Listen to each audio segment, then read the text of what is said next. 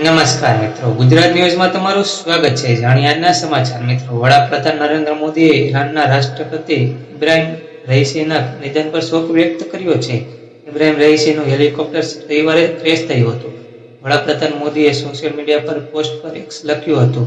મિત્રો, ઇસ્લામી ગણતંત્ર ઈરાનના રાષ્ટ્રપતિ ડોક્ટર સૈયદ ઇબ્રાહિમ રઈસીના દુઃખદ નિધનથી દુઃખ અને આઘાત લાગ્યો છે.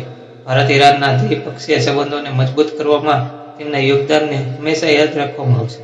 તેમના પરિવાર અને ઈરાનના લોકો પ્રત્યે મારી હાર્દિક સંવેદના છે. મિત્રો, મળતી માહિતી મુજબ દુઃખના આ સમયમાં ભારત ઈરાન સાથે ઊભું છે.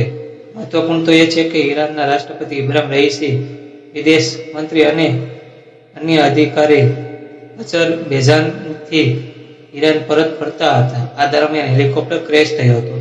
રેસ્ક્યુ ટીમ હેલિકોપ્ટરના કાટમાળ સુધી પહોંચી હતી. મિત્રો, આવી જ માહિતી માટે ચેનલને સબસ્ક્રાઇબ અને વિડીયોને લાઈક કરજો. મિત્રો, ધન્યવાદ.